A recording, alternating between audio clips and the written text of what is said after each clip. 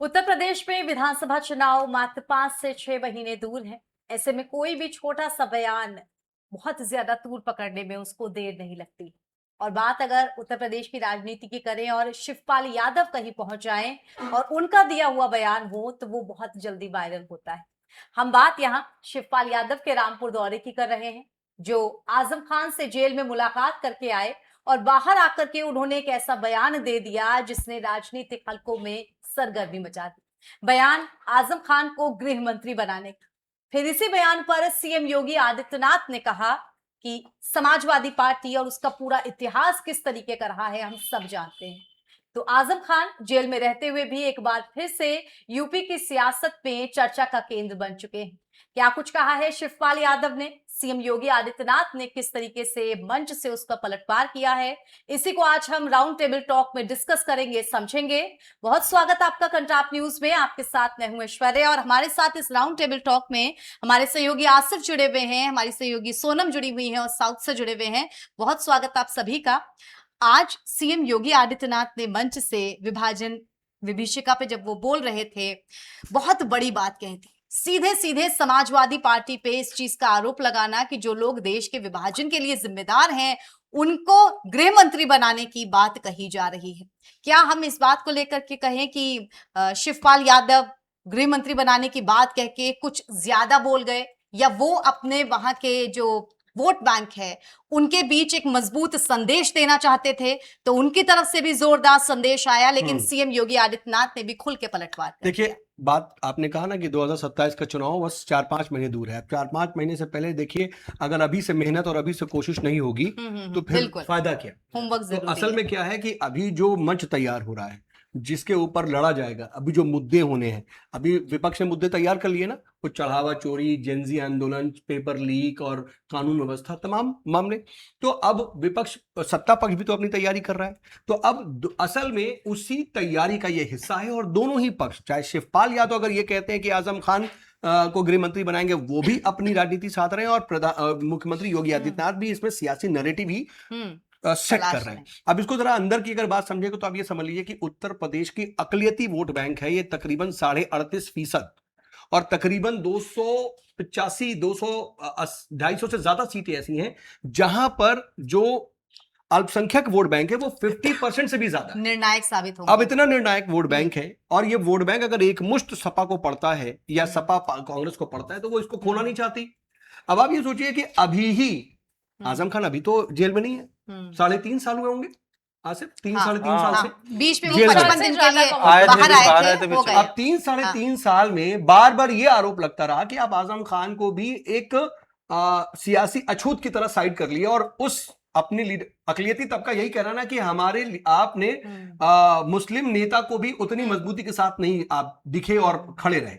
अब आपको अचानक से याद आ रहा, जब 5 महीने हो रहे तो शिवपाल जैसा नेता पहुंच जा रहे हैं, अभी अखिलेश अभी भी नहीं पहुंचे। तो अब वहां ना सिर्फ पहुंचते हैं, बीच में फिर उनके ही समर्थक आजम खान के रामपुर जा रहे हैं, इतने लोग रहेंगे, समर्थक बोल रहे हैं ना, समर्थकों ने पहले कुछ बात की, कहा देर हो गई, तो उसके बाद बोले कि नहीं, मंत्री बनाने की बात हुई, समर्थकों ने रक्षा मंत्री बनाने का बोला, रक्षा मंत्री बोला, उन्होंने गृह मंत्री का दांव चल दिया कि गृह मंत्री। अब इससे मैसेज क्या जा रहा है कि भाई हम इस आपके साथ अभी भी खड़े हैं और हम गृह मंत्री तक बना देंगे। एक मैसेज दे दिया शिवपाल यादव ने, उनके समर्थकों को नाराजगी दूर करने की कोशिश।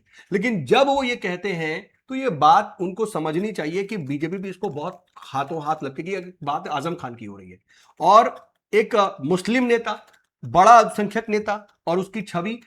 मुख्यमंत्री योगी आदित्यनाथ विभाजन विभीषिका पर बोल रहे थे, उन्होंने सिर्फ इसी से ही नहीं सियासी एंगल साध लिया, उन्होंने विभाजन का वो दंश भी बताया, 1947 14 अगस्त को क्या हुआ था वो भी बताया, जौहर यूनिवर्सिटी का वो बता जिक्र किया, महिलाओं और कितने हिंदुओं का कत्ल हुआ वो भी बताया। हालांकि इसमें अगर हम देखें तो ऐसा नहीं है कि सिर्फ हिंदुओं का कत्ल, उन्होंने उस बात यही कही कि हिंदुओं की लाशें थी और कितना खून बहा, हालांकि दोनों की लाशें, हिंदू मुसलमान सबकी लाशें वहां पर थी, वो खैर उस बात पे नहीं जाना चाहिए। लेकिन मुख्यमंत्री ने खास तौर पर जिक्र किया और ये कहा कि हमारी माताओं बहनों के साथ क्या हो रहा था, वो सारी बातें कही।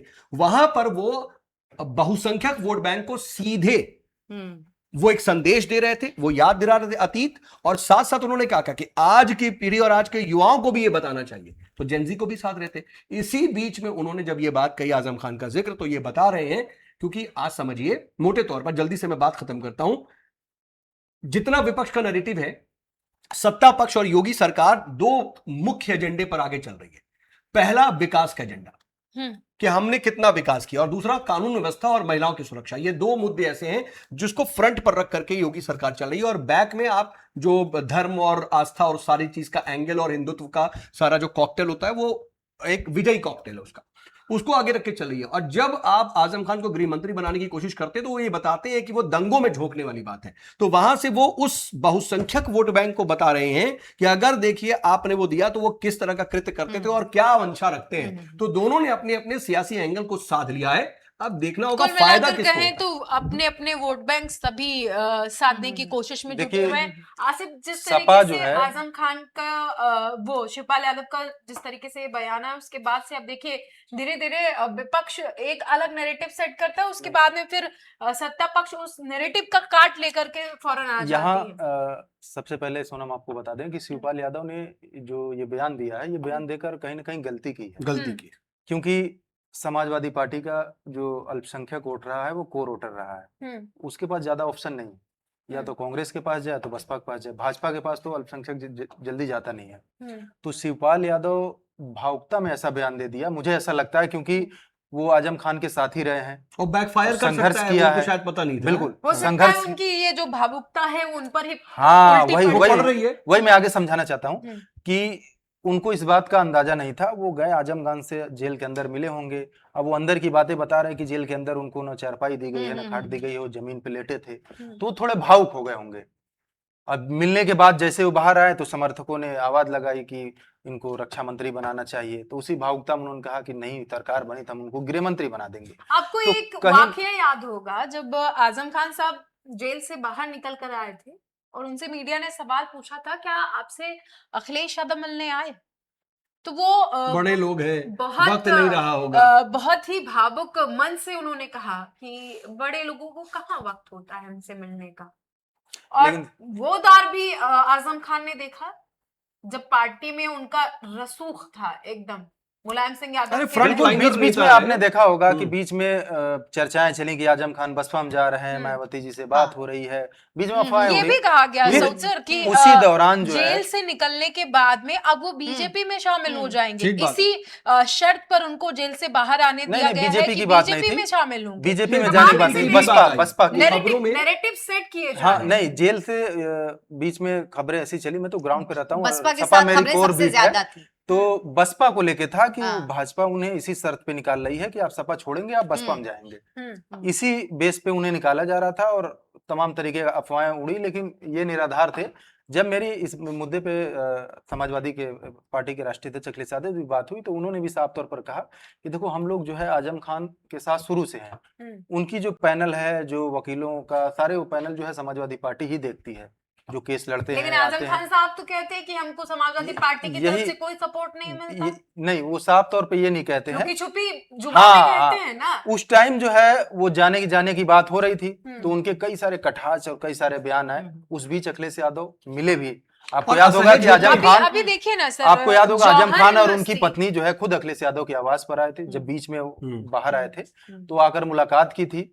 उसी दौरान बसपा में जाने की अटकलें थी, लेकिन फिर चीजें बहुत ढील बार गई। उन्होंने अब कहा था, देखिए- मुझे ये भी याद है जब बिहार चुनाव में प्रचार के लिए जाने को था तो आजम खान ने साफ साफ कहा था कि हमारे पास ना गाड़ी है, ना पेट्रोल है, ना सुविधाएं हैं, बिल्कुल। कहाँ से जाएंगे अभी हम? देखिए इस बात जौहर को लेकर यूनिवर्सिटी के। वाला मुद्दा जो खूब चर्चा में रहा, वहां पर जो मुहिबुल्लाह नदवी हैं, समाजवादी पार्टी के सांसद हैं, उनमें और आजम खान में तकरार अभी भी बनी हुई है। उन दोनों के फैमिली जो रिलेशंस हैं वो भी काफी अलग नहीं, अलग दिखते हैं। देखिए और उसकी क्या? एक वजह है, उसकी मैं आपको अखिलेश समझाना यादव चाहता ने हूँ। वो उनका पसंद आजम खान की पसंद बात नहीं थी। ना मान करके अपने मन से हाँ। मुहिबुल्लाह नदवी को मैं मैदान में आपको उतारा। एक चीज बता देता हूँ, जो मुहिबुल्लाह नदवी हैं, जो वहाँ के सांसद हैं, वहां पर रामपुर में जो है 2 फाड़ हो चुका है, पठानों का, तुर्कों का। महबुल्लाह नदवी जो है वो तुर्क से ज्यादा जाति से आते हैं और उसमें लगा उनका ज्यादा, आजम खान पठान जाति से आते हैं। तो जो वहां पे कोर वोटर है उसमें तुर्कों की संख्या थोड़ी ज्यादा है, ये कह लें कि 60-50 महबूबा वाला नकवी तो मामला है। दिल्ली से उतारे गए किसी के साथ मैं उस टाइम के 40-60 पैराशूट वाला। कैंडिडेट मैं इसको थे बताऊं उनका जनाधार भी कि कहाँ था असल में हो क्या रहा है। देखिए, हम्म। अखिलेश यादव भी ना अपने फ्यूचर की सियासत का नैरेटिव सेट कर रहे हैं। बिल्कुल। आज की डेट में उत्तर प्रदेश की सियासत में और समाजवादी पार्टी की जब बात आती है तो एक बात और बहुत चलती है, आप लोग ने देखा होगा या नहीं देखा होगा नहीं पता, कि अगला आजम खान कौन है। बिल्कुल, ये भी मैं इस पे भी बात करेंगे। और इसी इकरा वजह- हसन का जिक्र होता है नहीं, कि क्या इकरा हसन बनेगी अगले आजम खान या मोहिबुल्लाह नकवी नहीं, बनेंगे। इसकी सऊदी भी जी, बात यहाँ मैं जरा आपको इसीलिए करेक्ट जिक्र कर देना किया, चाहता हूँ। मोहिबुल्लाह नदवी का इसीलिए मैंने आजम जिक्र खान, किया। सुनिए, मैं जरा करेक्ट कर देना चाहता हूँ। आजम खान को रिप्लेस करने के लिए इन लोगों ने नसीमुद्दीन सिद्दीकी बुलाया। ना वो छोड़िए, मैं वो बात एंट्री इसी वजह से कराई गई थी कि इनकी जगह को भर देंगे, ना। लेकिन इतना विरोध हो गया।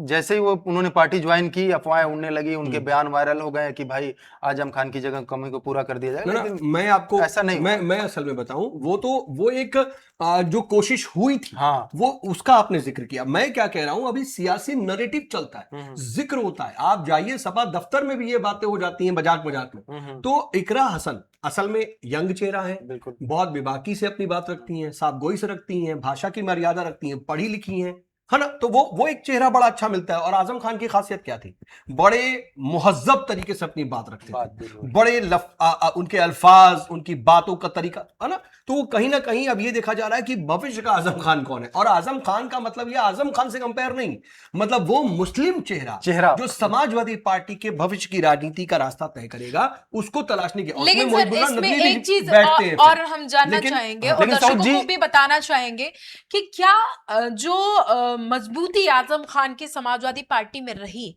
क्या वो इकरा हसन मैं वही ला बता सकती रहा है? हूं कि वो बिल्कुल बहुत जल्दबाजी, हाँ। बहुत जल्द। आजम खान ने पार्टी में बहुत नीचे से काम किया और अपने आप को संस्थापक सदस्य proof रहे किया। हैं समाजवादी पार्टी के, मुलायम सिंह यादव के साथ जो लेकिन है। सिर्फ यही नहीं रहा, हाँ। सोचिए, संस्थापक सदस्य नहीं रहे सिर्फ इतना, बल्कि ये है कि उन्होंने वक्त के साथ अपने आप को प्रूव किया और वक्त के साथ अपना कद बढ़ा बिल्कुल, किया। कद और बढ़ा वो किया। सिर्फ और सिर्फ रामपुर का चेहरा नहीं रह गए, पूरे समूचे पूरे उत्तर प्रदेश में उनका एक वर्चस्व रहा और एक उनकी पूछ रही, उनका एक कद रहा। और आप फ्रंट लाइन, मतलब समाजवादी पार्टी के फ्रंट लाइन के नेताओं में हमेशा रहे।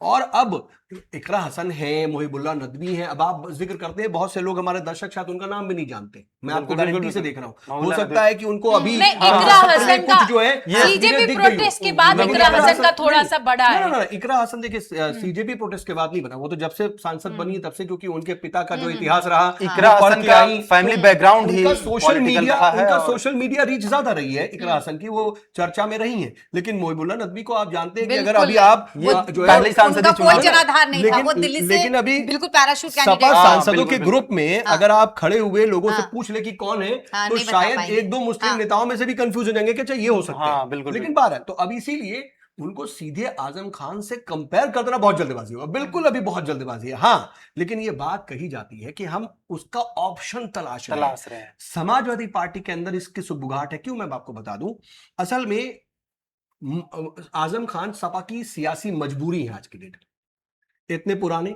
संस्थापक सदस्य, पिता के साथ खड़े रहे, क्या कहते हैं, पिता तुल्य रहे, चाचा तुल्य रहे, गार्जियन की तरह रहे अखिलेश यादव के। और आज जब वो बुरे दौर से गुजर रहे हैं तो आप उतनी मजबूती से खड़े, वो दिखते नहीं है, ये बात बार बार होती है। लेकिन आप अगर मजबूती से खड़े हो जाएंगे तो सीधे बीजेपी आपको मतलब ऐसे लताड़ देगी कि आप जवाब नहीं दे पाएंगे। और अगर आप पीछे पूरी तरह से छाछ छोड़ देंगे तो वो अकलियत वोट बैंक, मैं आपको बता रहा, 226 विधानसभा सीटों पर 50% से ज्यादा, तकरीबन 148 सीटों पर 60% से ज्यादा, 96 सीटों पर 70% से ज्यादा, ये अकलियत मुस्लिम मजबूती के साथ शिवपाल यादव ने वही साधने की कोशिश की। ओवरऑल देख ले तो आजम खान का एक चीज रिप्लेसमेंट समझिए ना, अभी तक मिल नहीं पाया है समाजवादी ऐश्वर्या हाँ। जी समझिए ना एक चीज, नहीं, भले अभी ही मिल शिवपाल जाएगा यादव ने कि नहीं? बयान दे दिया, मिल नहीं भले ही ये पाया है। बयान दे दिया, लेकिन जो मजबूती चाहिए थी उनके बयान में भी वो मुझे कहीं देखने को नहीं मिली। वो कहाँ ही थोड़ा मिलेगी, भाव- वो तो मैंने दो कहा चीज- बैकफुट कि पे आएंगे। वो ये बैकफायर करेगा बैकफायर क्योंकि कर रहा है। देखो, मुसलमानों का जो वोट है वो समाजवादी पार्टी मजबूरी है। मैंने पहले भी ये जिक्र किया, आप उसके पास देखिए, ज्यादा ऑप्शन नहीं है। अभी जैसे पीडीए की चर्चा होती है, बसपा का कोई जनाधार नहीं है। एक विधानसभा सीटों पर जीते थे और वो भी अभी हाल ही में जो है उनकी उनका डेथ हो गई, निधन हो निधन हो गई। और कांग्रेस का भी उतना जनाधार अभी उत्तर प्रदेश में नहीं है।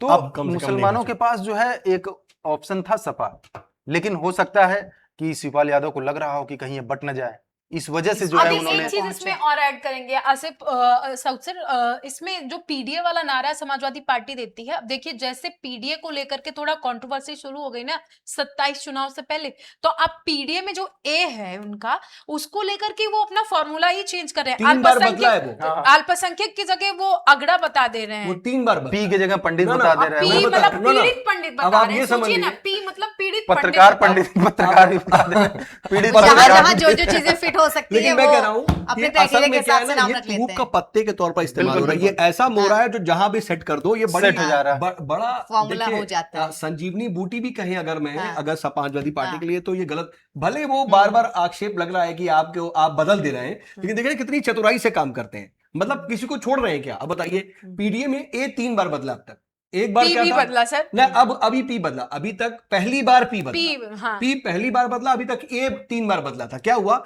ए सबसे पहले क्या कहते हैं अल्पसंख्यक अल्पसंख्यक था। अल्पसंख्यक फिर था। अगड़ा दूसरी हो बात गया, नहीं, फिर हो गया आधी आबादी। आधी आबादी, अब फिर अगड़ा, समूची महिलाओं को उसने समेट लिया आपने, अगड़े, फिर उसके बाद अगड़ा कर दिया। अब अगड़ा, पिछड़ा, दलित और अगड़ा, ये 3 ही तो है। पीड़ित- और कौन है फिर बताइए? पीड़ित पंडित की भी एक वजह ना, थी ना। कि बीच में आपने देखा होगा कि भारतीय जनता पार्टी जब सदन चल रहा था इससे पिछला वाला, तो वहां पर पंडित नाराज हुए और 50 पंडित विधायक बैठे, बैठक हुई, वहां से कई सारी ऐसी चीजें हुई।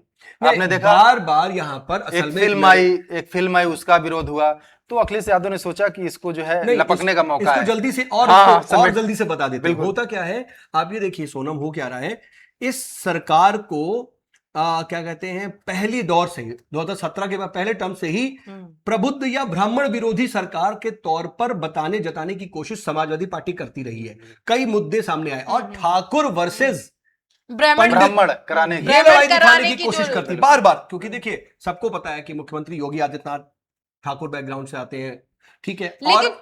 और ये कहा जाता है कि इस सरकार में ठाकुरों का बोलबाला है, चाहे कुछ अधिकारी नहीं है हो। सर, मैं ठाकुरों बात का कह- कुछ है ही नहीं है। वो तो आप खुद ठाकुर है इसलिए हाँ, बोल रही है, मैं जान रहा नहीं है, नहीं है सर, कुछ बिल्कुल, भी नहीं बिल्कुल। है। हूं। मैं अच्छी बात है आप ये कह रही हैं सर, और आप खुद सुनिए, ठाकुरों के सुनिए। बोल रही, दर्शक भी ये समझ नहीं, रहे नहीं, हैं। इसको लेकिन मैं ये जरा सा narrative- क्लियर कर देता हूँ, जरा सा मैं भी साउथ जी, क्लियर कर दूं, क्योंकि जैसे सुनिए, समाजवादी पार्टी में डेटा के मुस्लिमों साथ को क्लियर कह- कर देता हूं। मुस्लिमों को कहा जाता है कि सबसे ज्यादा फायदा समाजवादी पार्टी में मुस्लिमों को है, तो सबसे ज्यादा नुकसान मुस्लिमों को है। तो सबसे ज्यादा और नुकसान वैसे- ठाकुरों को। और वैसे ही बीजेपी की गवर्नमेंट में सबसे ज्यादा नुकसान अगर किसी का हो रहा है तो ठाकुरों का ही हो रहा है। सुनिए, लेकिन आप कह रहे ठाकुर हैं- जान नहीं पा रहे हैं, नहीं, बीजेपी की ठाकुर जान यहाँ नहीं मैं पा किसी रहे हैं। पार्टी का वो नहीं कर रहा मैं हूँ, बताऊं- लेकिन अभी आपने हालिया में देखा होगा कि अखिलेश यादव ने एक मैगजीन छपवाई थी।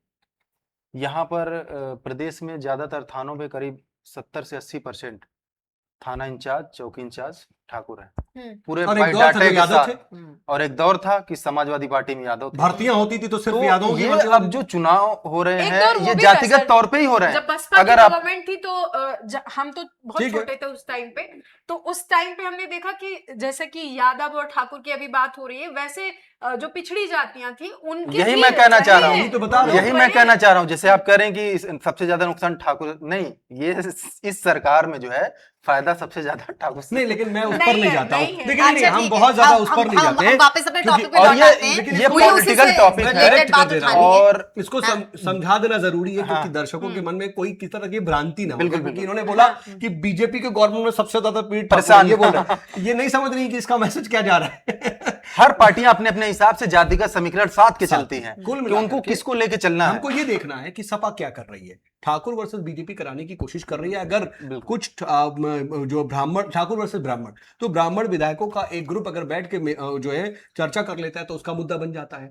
उसके बाद आपको याद होगा पहले टर्म में कुछ जो है ब्राह्मण विधायकों की नाराजगी की बात आई थी, और ये भी बात आया था कि भाई थाने में हमारी नहीं सुनी जाती, ये नहीं हो जाता। वो बकायदा विधानसभा के उसमें बिल्कुल, बैठ बिल्कुल। गए थे, वो सचिवालय में बाहर बैठ गए था नाराजगी। तो वो सब को ना वो कुरेदती रहती है, बिल्कुल। वो कुरेद करके वो प्रबुद्ध वर्ग को जोड़ती है। तो अब उसी नरेटिव के तहत जो है वो अपना जो है सेट कर रही है बोलने। नाराजगी सर सपा में भी बिल्कुल। देखने को मिली। आपको याद बिल्कुल होगा है। मनोज पांडे जो हाँ। समाजवादी पार्टी के विधायक रहे, लेकिन जब बिल्कुल है। राज्यसभा के लिए चुनाव हुए उत्तर हाँ। प्रदेश में, तो उन्होंने जब वोटिंग का टर्म आया तो उन्होंने बीजेपी एनडीए के पक्ष में वोट किया। अच्छा, उसके बाद मैं अपने मुद्दे ना पे सिर्फ वापस मनोज आती हूँ। पांडे बल्कि हाँ। कई ऐसे लोग नहीं, थे नहीं, जो समाजवादी देखिए, पार्टी से मैं बीजेपी में समाजवादी शामिल पार्टी हुए। और रामपुर वाली बात पे वापस आती हूँ। शुरुआत हमने वहां से की थी जब शिवपाल यादव वहां पहुंचे, और ठीक। रामपुर जाने के 2 बड़े मकसद थे। ठीक। एक तो आजम खान से जेल में मुलाकात हो जाएगी, और दूसरा जौहर यूनिवर्सिटी बिल्कुल जो इस वक्त जेंजीज और युवाओं को लेकर के बिल्कुल। शिक्षा से जुड़ा हुआ मुद्दा है, उसको हवा मिल जाएगी।